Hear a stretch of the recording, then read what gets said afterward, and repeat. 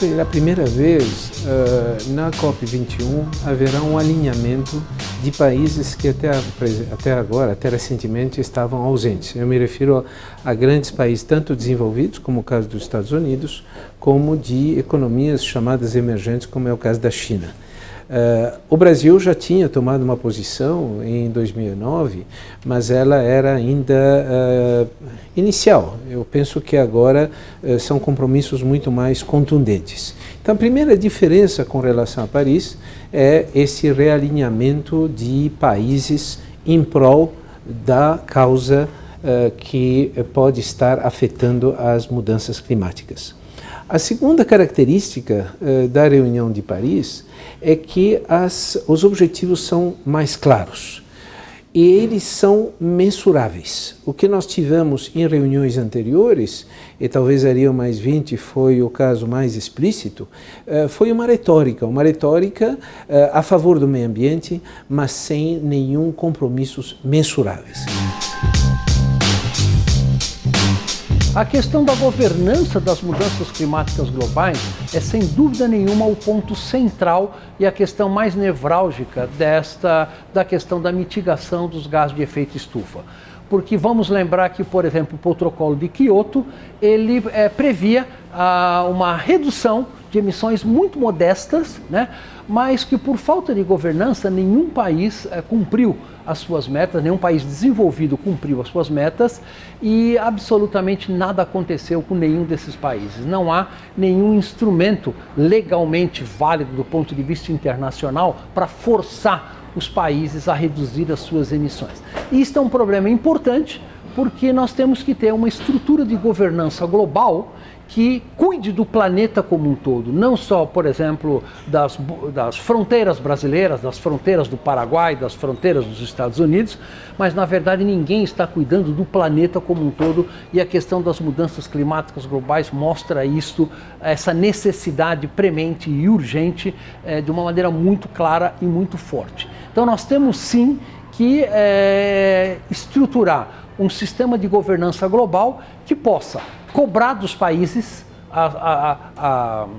o cumprimento das suas metas, e caso esse país não cumpra as suas metas, possa de alguma maneira trazer penalidades para esse país, porque se você tiver obrigações de legislação sem nenhuma penalidade, isso é muito fácil de você simplesmente não cumpri-las e fica por isso mesmo, né? Isso não pode mais ser assim, nós temos uma responsabilidade muito importante para o nosso planeta global e um sistema de governança vai ter que ser implementado e ele ainda não tem sequer o início de discussão desse sistema. O Brasil hoje tem um dilema. Nós temos muito sucesso na exploração do pré-sal, o que torna o Brasil, em potencial, um país que pode produzir 6 milhões de barris por dia. No entanto, o mundo que comprará 6 milhões de barris de petróleo do Brasil é um mundo ávido por petróleo, disposto a pagar um preço alto e, portanto, um mundo que vai fazer muitas emissões de gases de efeito estufa, levando naturalmente a uma terra muito mais quente. O Brasil também tem um potencial enorme na área de energias renováveis. Além das hidrelétricas, nós temos uma capacidade grande, muito ainda não explorada, de produção de biocombustíveis, seja bioetanol de primeira, segunda geração, biodiesel. E essa trajetória de produção de biocombustíveis é muito mais compatível com uma terra sustentável e habitável pelos nossos netos do que uma exploração do pré-sal. Então, hoje o Brasil tem um dilema, que a gente pode colocar de forma simplificada, entre o pré-sal e os biocombustíveis. Bioenergia no mundo está com uma fatia de 10%.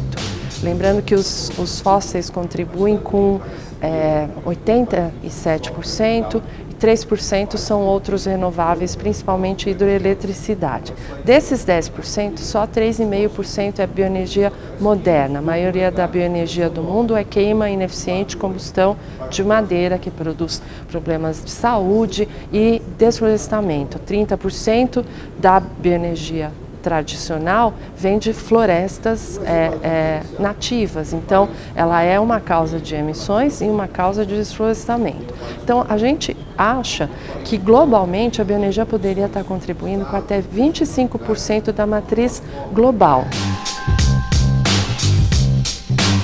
No que se refere ao problema de esforços de mitigação, né, de redução de emissões, o Brasil já passou de uma fase onde nós fizemos assim, uma grande lição de casa, que era diminuir as emissões por desmatamento, né? E estamos indo para uma fase que é muito mais complexa, ainda mais complexa, que é atacar as emissões do setor de energia, né? Que é um setor bastante transversal na economia, é um setor que tem muitas tecnologias e nós vamos ter que fazer um grande esforço para manter uma matriz energética renovável e aumentar também algo que é muito importante, que é aumentar a eficiência de usar energia na nossa economia.